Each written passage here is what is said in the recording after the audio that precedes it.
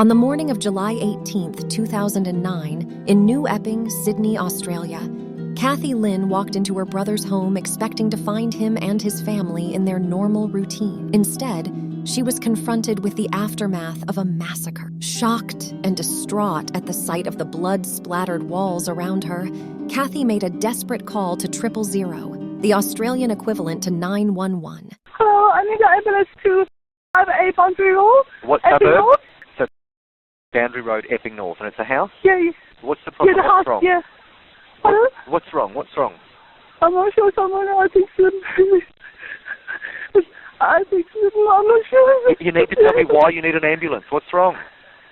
Yeah, I think someone died. I'm not sure. Why do you think someone's dying? I don't know. You need to tell me something. You're asking for an ambulance, but why? Yeah, I also need a place, please. Yeah, why? What's wrong? Please. What is wrong? Don't scream. Just answer my question. Yeah, I need it because I'm supposed to be killed. I'm Is not someone sure. bleeding? Is someone unconscious? I think they died. Why? Why? I'm not sure, but maybe someone killed my brother's family. No. Why do you think that? I need someone to come quick. Yeah, we are coming. You need to stop screaming and tell me what the problem is. Someone killed my brother's family. Why do you think that? Yeah, because I went to his house and I knocked the door and the door is just closed and I opened it. And then up the stairs, find my brother. I couldn't find it. I'm not sure. Where's your brother? Someone. Are they on the ground? No, they are the bedroom. They're all the bedroom. Are they in the house? Is your brother in the house? I'm not sure. We are driving there. Answer my questions, please. Have you found a body? I'm at my brother's home. Have you found a body? Just quick. We are driving there. Don't say quick. Tell me what's wrong. Have you seen your brother? I'm not sure. No, it's yes or no. Can you see him? No. Is he in the house? Can you see their bodies? Yeah, I saw. She could barely explain the unthinkable situation she found herself in, but she needed help and needed to know what had happened to her loved ones. Kathy and her husband Robert had ventured to the Lin family home after receiving a concerning phone call. Kathy's brother, Min Lin, ran a newsagent's in town, though on this day, the store had failed to open without explanation. The call came from one of Min's regular customers. After Kathy's frantic conversation with emergency services, police and ambulances arrived at Min Lin's home and began to piece together a ghastly puzzle. In the early hours of that morning, 45-year-old Min Lin and his 43-year-old wife Yun were bludgeoned to death in their bedroom, with what forensics investigators would reveal to be a hammer-like object attached to a rope. Though Min was the first to be killed, his body was the last to be found and was discovered mangled beyond recognition under blood-soaked bed sheets. This brutal attack in the master bedroom was followed by an almost identical assault on Yun Lin's sister Irene in the room where she slept. After Irene was murdered, Min's two young boys, 12-year-old Henry and 9-year-old Terry, suffered the same horrendous fate in their shared bedroom. 3 bedrooms, 5 dead bodies inside the Lin family home, and the only clues left floating in this were 24 bloody footprints, all coming from a single set of sneakers sized between 8.5 and 10.5, all indicating the presence of a single solitary killer.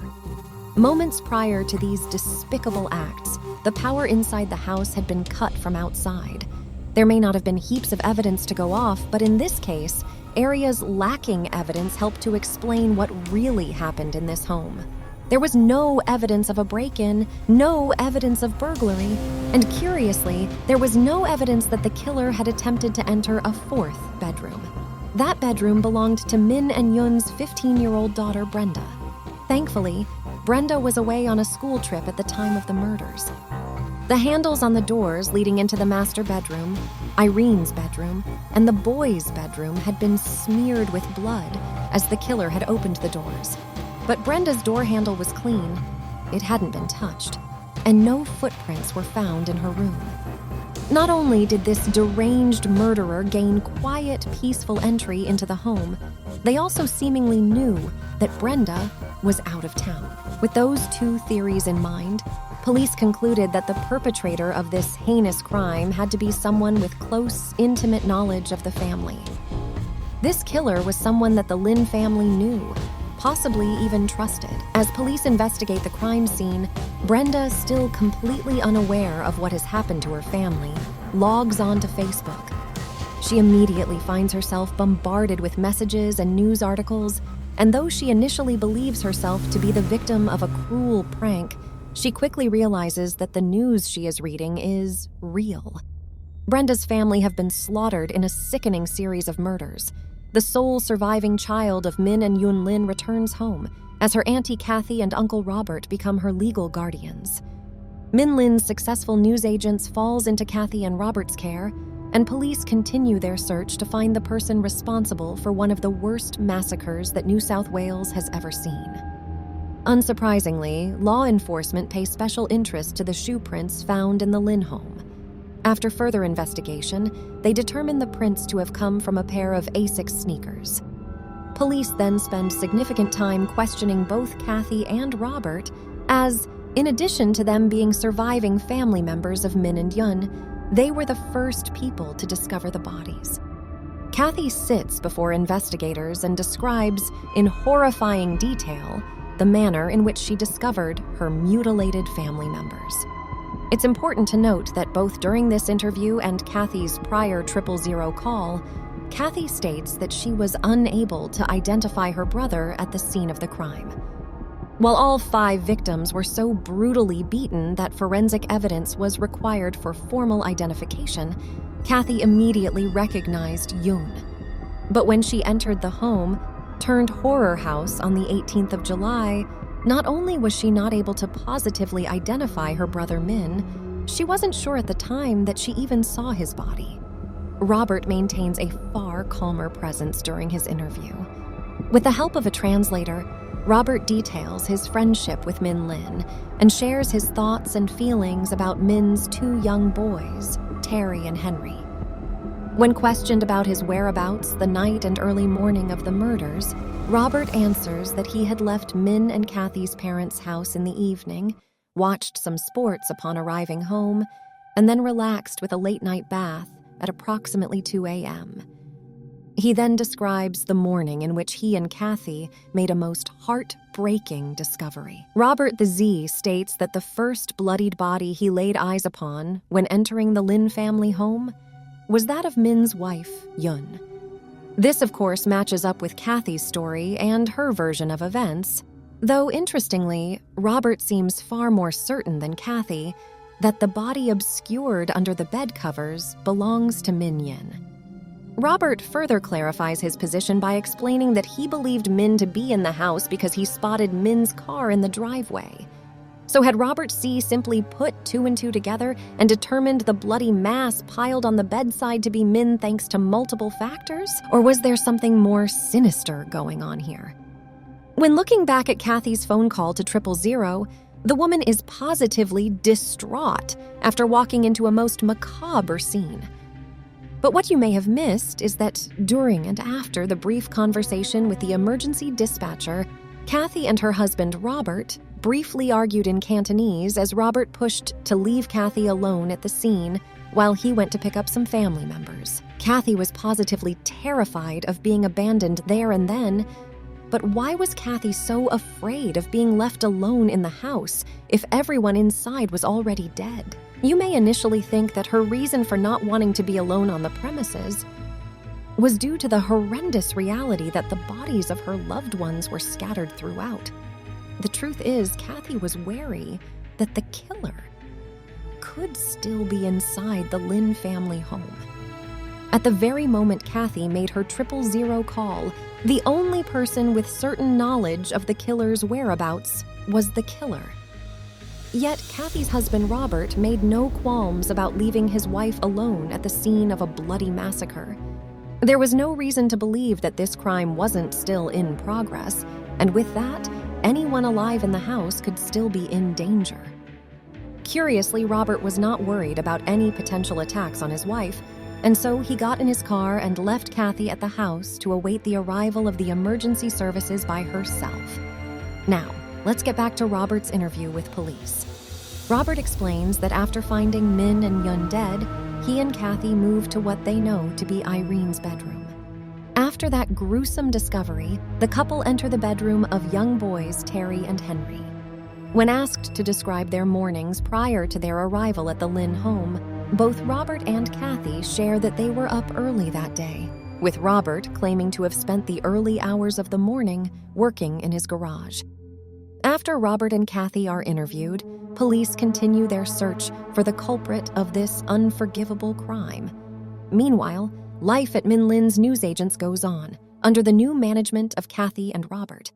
Min's daughter Brenda, the only survivor of the massacre, now calls her aunt and uncle's house home. Kathy and Robert step up as Brenda's new legal guardians, though Robert yearned to take things one step further by offering to adopt Brenda. An offer that he allegedly made just hours after Min and Min Lin were found slain. August 2009 sees residents of the local area turn out in droves for the Lin family funeral and memorial service. Friends, family, and former classmates of the two boys all gather to pay tribute to a family once well-loved within the community. Many wanted to pay their respects, but they also wanted answers to their questions. In the eyes of investigating officers, there was only one person with the means and knowledge to carry out these murders in such a manner. That person knew Brenda's schedule. That person had a key to the Lin household. And that person had intimate knowledge of the inside of the home. To really heighten their suspicions of this person, police found a photograph of them wearing the very same style of Asics sneaker featured in the bloody footprints found at the scene. All the signs now pointed to Robert Xie. But without physical evidence, law enforcement could make no arrest. Instead, they opted for surveillance, keeping a close eye on the man that potentially murdered multiple members of his own family. In addition to wanting to catch this killer and solve the case, police also needed to ensure Brenda Lin, now in Robert's care, was not in danger. With discreet pinhole cameras, investigators observed Robert's day-to-day activities, and it would not be long before Robert would make a major mistake, live on film. Prior to police sneaking cameras into the Xie household, the photo of Robert sporting Asics trainers could have been brushed off as coincidental. Though unluckily for Robert, he was caught on camera cutting an Asics sneakers shoebox into tiny pieces before soaking and breaking them down in water, and finally flushing the pieces down the toilet. A strange and drawn-out way to avoid recycling some cardboard, it seemed that Robert was literally attempting to hide his tracks, or at least the evidence of the size 9.5 sneakers that made them. Robert's next mistake was a confusing phone call to police. He told officers that during his initial conversation with police on July 18th, when he stated that there were 5 bodies inside the house, he actually intended to say 4 or 5 bodies. Let's not forget that Min's body was found last, and after Kathy and Robert had already exited the home. This ill-advised phone call was seemingly another attempt from Robert to alter his past slip-ups. By this point, it was too late, and the man could quite likely feel the walls of the law closing in on him. It was time for police to search Robert Xie's home, and there was one area of particular interest. The place Robert claimed to have spent the early hours of July 18th, his garage. Xie had cleaned his garage the morning of the murders, but upon investigation, officers found a significant blood stain on the garage floor. Marked for evidence as Stain 91, this small patch of ground housed the DNA of multiple individuals. Officers sent this potentially explosive piece of evidence away for further testing, and the results leave little to the imagination. 91 contained DNA from 4 members of the slain Lin family. The eye-catching numbers displayed alongside these results are the chances that these DNA samples belong to somebody else. So when it comes to Terry Lin, there was a 1 in 50 quadrillion chance that the particular DNA found in Stain 91 belonged to someone else other than Terry. This tiny stain found in Robert Xie's garage was all the evidence needed to put Robert in handcuffs. In early May 2011, around 9 a.m., Robert was arrested and charged with the murders of Min, Yun, Irene, Henry, and Terry. Robert's trial was scheduled to begin in September of 2013, but was delayed until the following year. The prolonging of justice may have been unfortunate, but at least the police had caught a killer. Many believed this case was ready to be closed, only there were far more details, some of which are truly stomach-turning, that would soon come to light. Robert Xie had been arrested, the evidence to prove he had committed the unthinkable murders of the Lin family now seemed straightforward. Yet there was still one problem: the motive. Had Robert killed Min Lin out of jealousy? Had he concocted a sickening plan in order to steal Min's successful newsagent's business from him? These were plausible, largely thanks to Robert being unemployed and having had little financial success since moving to Australia. The truth, though, was somehow even more disturbing. After 15-year-old Brenda moved in with Robert and Kathy, Brenda told a lawyer that Robert had been sexually abusing her. These appalling assaults stretched back in time to before the murders, though with Brenda's move to live with Robert and Kathy, these sexual assaults grew more severe and more frequent. With Brenda's statements in mind, it seemed clear that Robert Xie planned the murders when Brenda was away as to ensure she would remain unharmed. It is also likely that Robert's motivation for murder was for the end result of him gaining custody of the teenage girl he had been repeatedly abusing. A sickening plan, and one that saw one person put their needs and desires over the lives of an entire family. When Brenda's story was revealed, her Aunt Kathy, Robert's wife, refused to believe the allegations, instead choosing to side with her husband. When Robert Xie finally stood trial, he pleaded not guilty.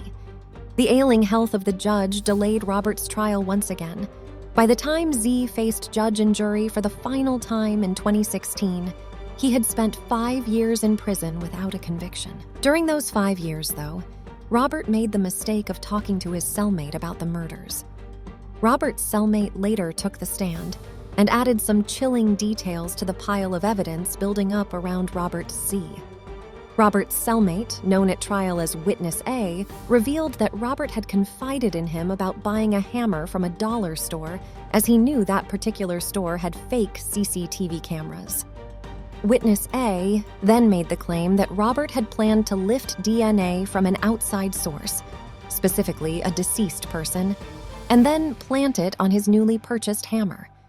Kathy had provided Robert Xie with an alibi, stating that Robert had slept at home with her the night and early morning of the murders, though Witness A revealed that Robert claimed to have drugged Kathy with sleeping pills that night. Kathy never awoke and never noticed her husband was absent from the bedroom. On the 12th of January 2017, Robert Xie was found guilty. He was given 5 life sentences without the possibility of parole. An unflinching obsession with Brenda and an unrelenting envy of his brother-in-law had led Robert to commit a truly despicable act. Though his carelessness, or perhaps even his arrogance, had caused him to leave behind a trail of breadcrumbs, that eventually led to law enforcement locking him away for the rest of his life. Today, Brenda Lin continues to struggle with the trauma inflicted upon her and her family by her uncle, Robert Xie. For comfort these days, she looks to her beloved husky dog, Sky, and though many people turn to animals in times of need, Brenda's reason for keeping her canine companion with her at all times is a little more heartbreaking. With dogs, the great thing about them is that you know they'll always love you, and they don't have any other agenda, and that's something I've been worrying about for a long time with people. Brenda Lin. The truth that evil is present in the world is a cruel truth for a child to learn. Min Lin's only daughter learned that not only does evil exist, it sometimes exists within one's own family. The Lin Family Massacre is a deeply disturbing example of the lengths one individual will go to satisfy their own needs. Robert Xie did not get away with his terrible crimes, though that fact is likely little comfort for all those affected by this tragedy.